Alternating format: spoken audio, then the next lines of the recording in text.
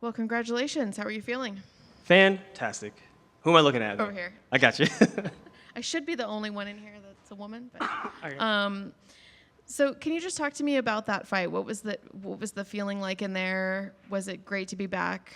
100%. It was fantastic to be back into the octagon after what seems like a long time. It's been a year and a half. I had a couple surgeries that get done. Now that I'm back, I feel more confident, stronger, and better than I ever had before. And when I stepped into that octagon, honestly, it felt like I'm starting to belong there. What was that time off like?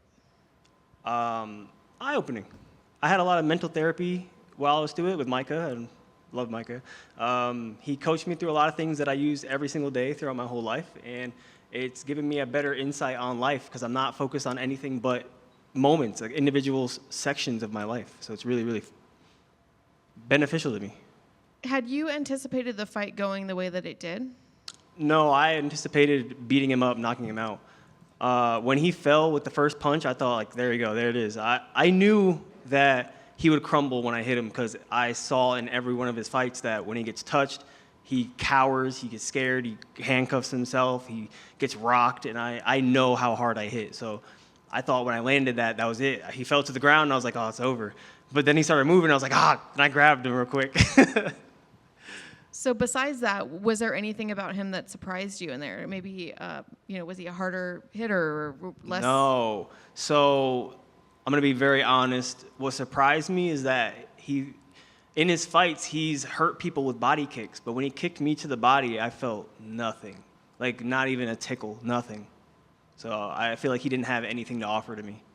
So you mentioned in your post-fight that you don't like hurting people, that you would rather be doing something else. What is it that you would prefer to be doing, or what is it that you look ahead as your goal? So that's a good question.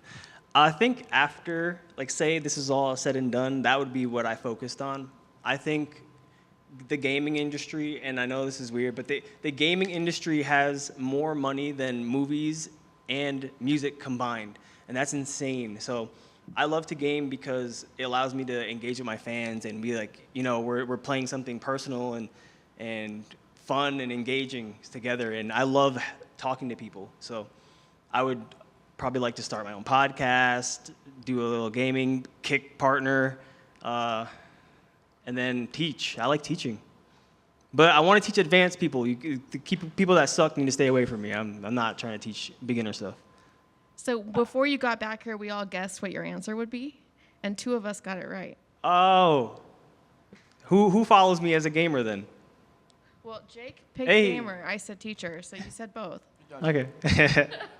So looking forward, how active do you want to be? When would you like to get back in there? And do you have an opponent in mind? I don't have an opponent in mind. It's kind of they give and I take. It's pretty much whatever name pops up in the menu here.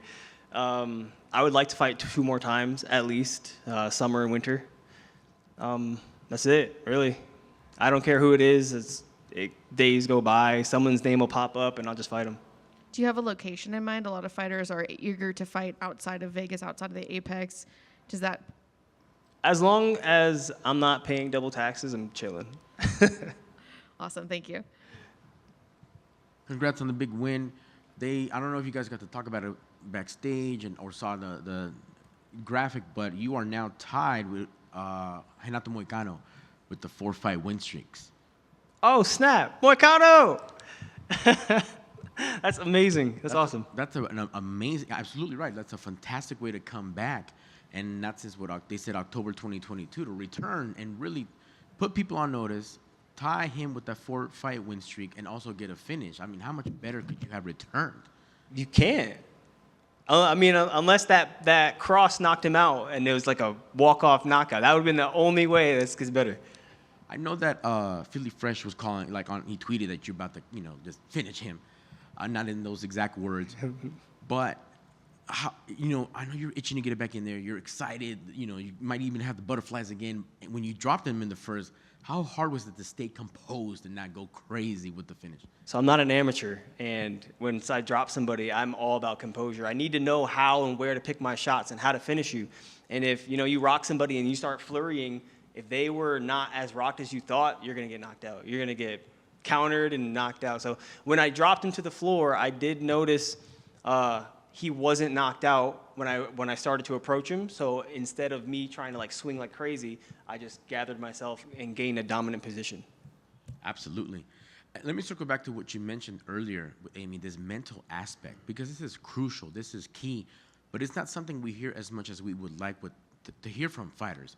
How were you able to develop that, integrate that into your game, and make it maybe a priority to get your mind right before you step into this cage? Oh my God, without your mind being right, going into the cage means nothing, to be honest.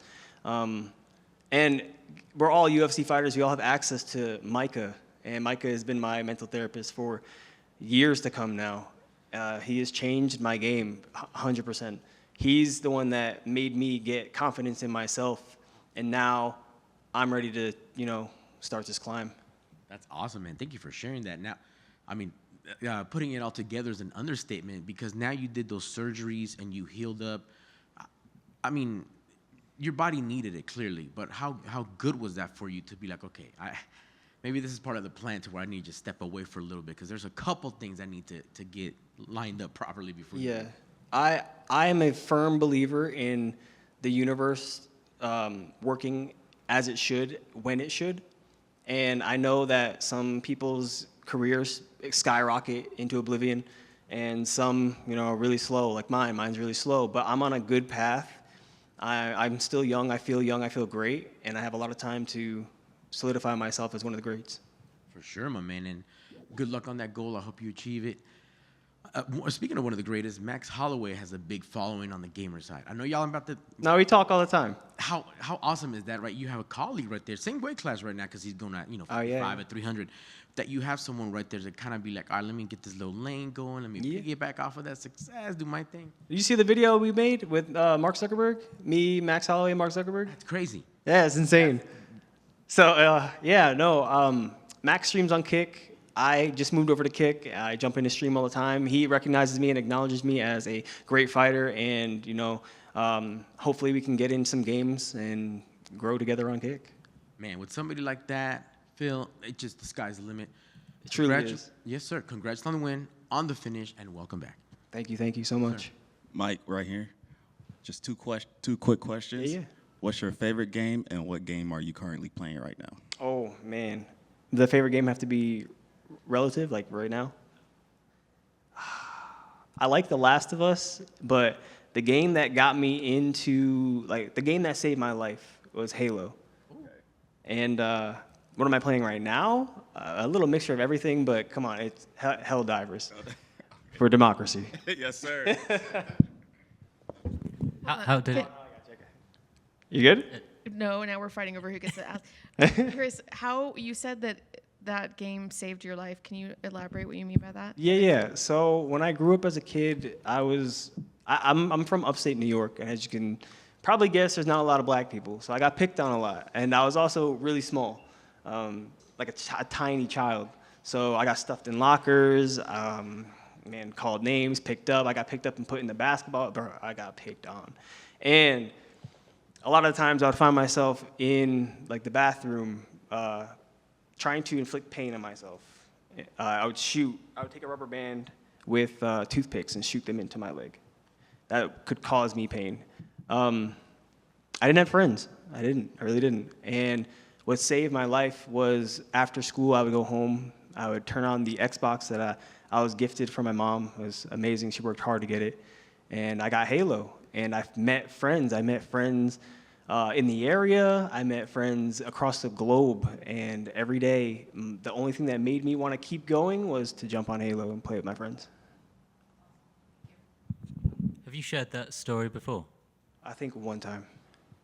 How do you feel looking back now, like accomplishing what you are in MMA? How do I feel? Yeah. Better than them. Probably. It's crazy because I still talk to, I think, almost all of them. There's like one or two that kind of fell off, but they reach out. I'll guarantee you, I look at my phone, there'll be a message from them, and it's amazing because we're all grown-ups now. We're all literally double the age we were before, and yeah, life is crazy. The people that were calling you names and whatever. No, those and those people too. I got messages from them all the time. I had apology messages and everything, but I'm talking about the people that I see in my your life. friends on the game. Yeah. Yeah. What do the people say when they're reaching out, even if they were mean to you back in the day? Oh, there's all the apologies. Hey, Mike, sorry for picking on you back in the day. You knew I was only trying to help you grow into a better man, and bro, it's been They're dumb. just after free It's tickets. dumb stuff. They want free tickets. I don't care. Yeah. Congrats. Thank you.